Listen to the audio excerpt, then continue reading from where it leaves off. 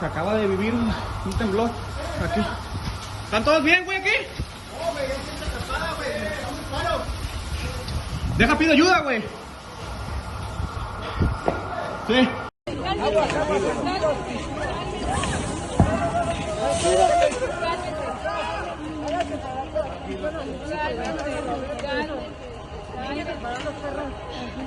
According to a shocking new study, the world is literally losing its color. And the effects this could have on humans is terrifying. As you can see, starting from the 1980s, something big happened. And that something was a discovery made by the largest companies in the world. You see, what they realized is that for their product or service to appeal to the most amount of people possible, you can't be making your iPhone a hot pink. So they slowly changed, and with that, influenced the rest of the world. Buildings have become less colorful, cars, clothes, cell phones, and I mean the list goes on. The only problem is color has a huge effect on the human brain. Take Switzerland for example, 20% of their prisons and police stations have at least one pink cell to calm aggressive prisoners. Other studies found that brighter shades of red led to higher states of arousal, and that color affects everything from our mood and emotions to our physical strength and even how fast our heart beats. But here is where things could get scary, because studies also show that people suffering with depression chose gray as the color which reflected the way they felt most accurately. And which color has become the most commercially used in the last 30 years? Gray. So the question is, what will the effects be on the people whose planet is slowly losing its color? We've been trying to tell you guys what's going on for at least the past 3 years now. Some people have been trying to tell the truth for 5, 10, 15, 20 years plus, but you guys don't want to listen. You guys call us conspiracy theorists. And now we live in a world, a technologically advanced world, where your worldview can be shaped just by controlling the flow of the information. So we can present you with all of this information. We can present you with all this stuff that gets pushed to the bottom of the internet so you don't see it. It doesn't matter, because what are you going to do? You're going to take that information, you're going to run to your Google machine, you're going to type that in, and you're going to get 50 fact checkers telling you that it's wrong, it's a conspiracy theory, it's from a far-right fringe conspiracy website, and it's all bullshit. It's meant to keep you weary of anything that goes against what they're telling you, the narrative, what the media is telling you, what they're telling you to be true. If people question it, they are literally conditioning you to believe that we're insane, that we're conspiracy theorists, that we're paranoid. Okay, so you have to do your own research and come to the conclusion on your own. It's fine. If you want to look at the fact checkers, great. But then also read the stuff that we've been showing to you for years. And then make your own decision. Who are you going to really trust? People who have monetary gain to lie to you? The people in the media that have been proven to be dishonest over and over again? Or are you going to trust people who have done their own research? And not to mention, most of this stuff can be found on government websites. I mean, literally, the World Economic Forum website is not a fringe conspiracy theory website. It's an actual organization. All of this stuff is in there. Agenda 2030. Please read it. You can even go on Google and type in any country, Agenda 2030, and you can find out what country has signed on for this agenda, for this globalist agenda.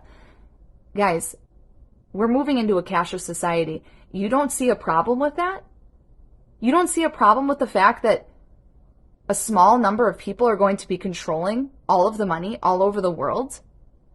Because you're seeing every single person, every single leader of every country that is signed on for this globalist agenda, all doing the same types of things in their countries. Look at what they did in Canada with the trucking convoy. Froze their bank accounts. They couldn't support their families, pay their bills, put food on the table because they went against what the government wanted. Is that the world you want to live in? I don't care how much you agree with everything they're doing right now. Do you really think that's going to just constantly stay that way? You got to do your own research. You can't expect people like myself to present all of this information to you because you're just going to go, fact checkers say you're false. I tweeted, do dogs have brains? Because I seriously wanted to know.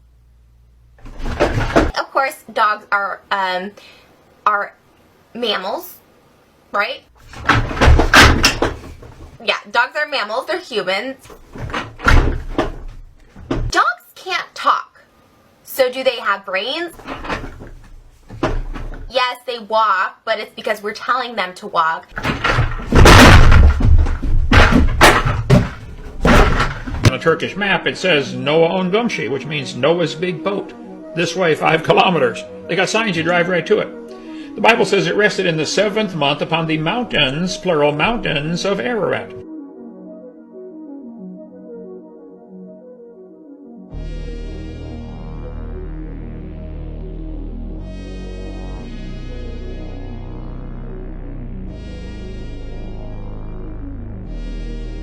Right here, Life magazine published the article about the high-altitude spy plane in 1960 that flew over eastern Turkey.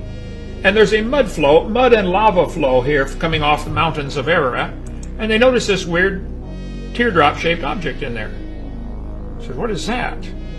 Nobody thought much about it, but they did a few expeditions there and said, man, this might be Noah's Ark. In 1978, there was an earthquake. That area is very geologically unstable. And either it came up or the ground fell down. We don't know, but the result's the same. It's now sticking up out of the ground about 20 feet. And Ron and others verified that, hey, this is indeed Noah's Ark right there. Radar scans show beams underneath, deck timbers, heavy-duty lumber down in there. It was apparently bolted together with rivets. They knew about iron. Remember we read that in Genesis chapter 4, Tubal Cain, an artificer of brass and iron. I mean, that was way back before the flood. That was Adam's great-grandson. So they find these rivets over there. Apparently, giant rivets were used to bolt the ark together. And it looked like it's made out of 3 layers of wood, plywood. One theory is that gopher wood means plywood, 3 layers laminated. And they cut a section of it off. And sure enough, there are 3 very distinct layers of wood, 4.5 inches thick. That's heavy-duty plywood. So the ark would have landed way up here at Kazan, which, by the way, is Turkish language means village of 8. Why would you name a village of 8? How many people on that boat? 8. Yeah, what do you think? Anyway, it's now way down here, 17 miles away, but there's the village of... Who's ready to take a trip down the 5G rabbit hole with me? Let's take a look at the results of this. Slow and steady increase. What do you suppose spectrum means? Let's see. There's what spectrum means. Let's follow the money. Well, damn. You're gonna want to check out this guy's page. I emailed him already. Oh, nothing to see here. Just the USSR studying the effects of electromagnetic radiation in August of 1977. What were the results? Oh, just widespread hemorrhaging. Stuff like that. That's all. More and more and more studies. Here's the reason the virus has never been isolated. Here's what's been going on with me. This right here. It's all coming together. Guess what it causes? Now do you get it? Now do you get it?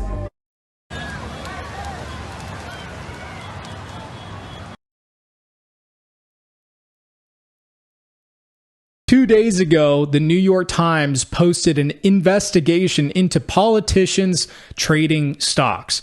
They found that 81 Democrats and 101 Republicans filed up to 3,700 trades and $100 million in possible volume. Many had 100% winners. Congratulations, guys. Just beating the top hedge funds in the world as a politician. Nothing to see here. Of those 182 politicians, 90 sat on committees that directly oversaw the companies they traded.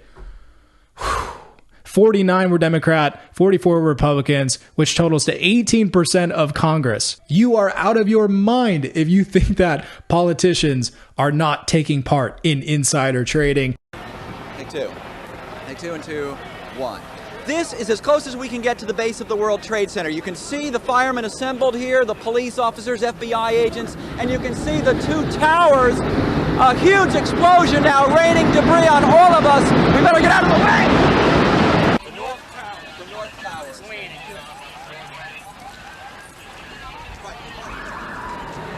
Oh my God, there it goes!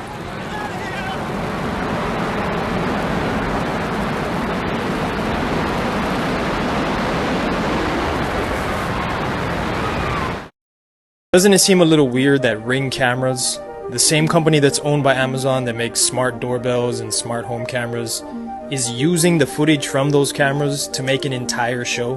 MGM Television, which is also owned by Amazon, just announced that the show is going to be called Ring Nation. It's going to be hosted by Wanda Sykes, and it's coming out in 2 weeks. Oh, and fun footnote, Ring currently has partnerships with more than 1,800 or 1 in 10 police and sheriff departments around the US. So this guy is like following me in Walmart while I'm with my daughter. He's following me.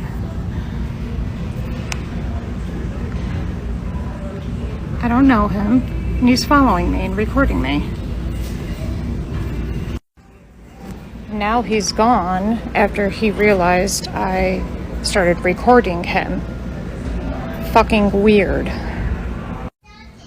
So I just found a worker and I showed her the clip that I just showed you guys, and she agreed. She thought it was really weird and really freaking creepy. So the manager is coming over here now so I can show him the video, and they're gonna find this guy and get him out of here. I don't know if he's just some weirdo. I don't know if he's like on drugs or drunk, or if he's part of some trafficking thing, but always be aware of your surroundings and record and report.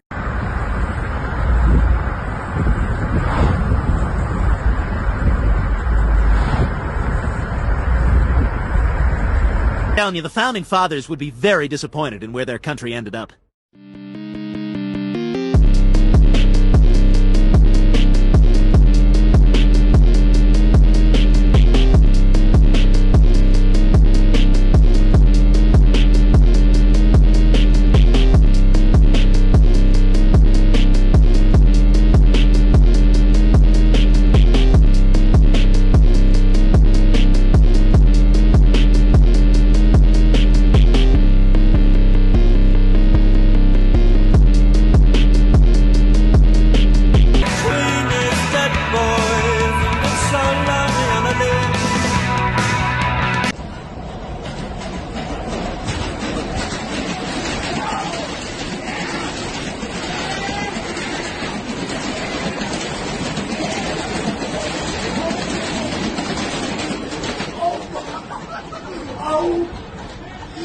No, I do not. Say that one more time on camera. Please say that. If it doesn't go over 30 miles an hour, I need a helmet. Say that. Say that on the record. That rides over 30 has to have a license. My vehicle does not ride over 30, sir. So I don't understand why you stopped me.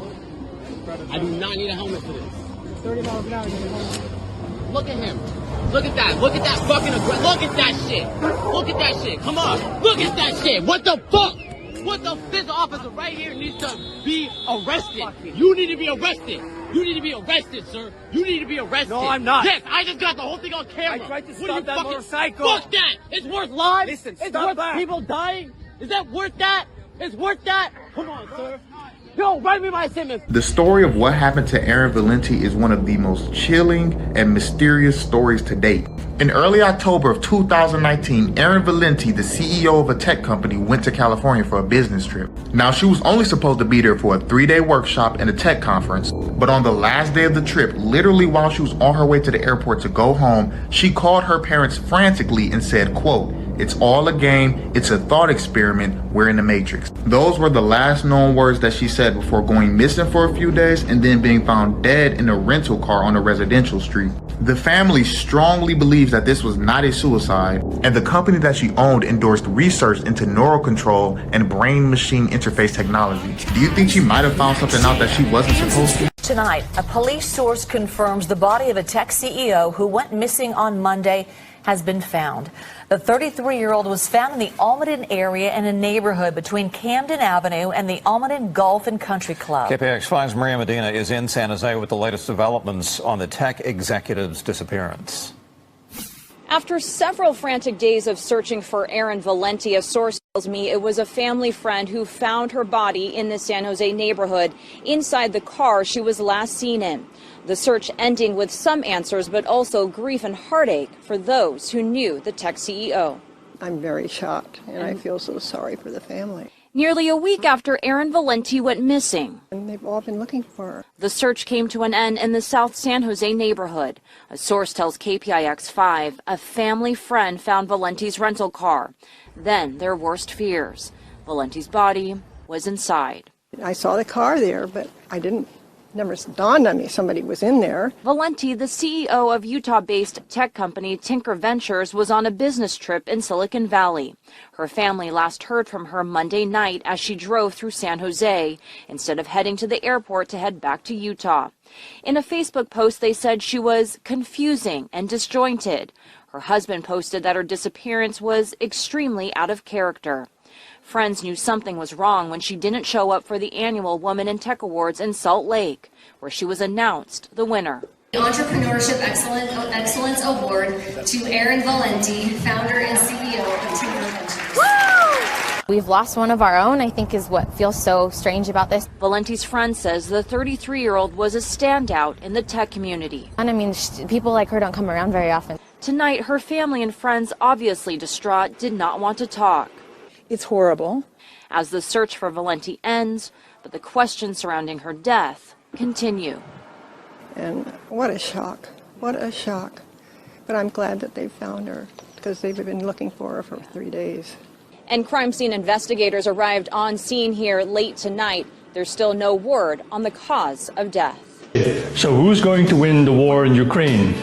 In the midst of this energy crisis, there's now talk of a full-scale mobilization of the Russian army, meaning that Putin may command every young man or every man of fighting age in Russia to go to the front lines and start fighting Europe. That means they could make a push not just for the annexation of Ukraine, but also for the total annexation of, say, Eastern Europe or maybe even all of Europe. NATO and the European allies, led by America, are going to have to respond. The response will mean that all men of fighting age in Europe and in North America are going to be sent to the front lines to be killed off. At the same time, mass immigrants from Arab and African countries keep pouring into Europe, and they happen to be mostly male. It is the dumbest thing that you could possibly do. This is what I've been warning against for many years, is that World War III, like the First and the Second World Wars, are about killing us off in yet another completely meaningless war that serves no other purpose than to consolidate the power of the globalists. It is my opinion that we should not listen to the warmongers who want to send us off into the trenches, but rather that we stay here. We stay put in Europe, in our own towns, in our own homelands, and we defend ourselves when the enemy comes to us. But we are not going to leave our post here and leave women and children behind. That would be the total suicide of European and Western civilization, and I'm not going to allow that.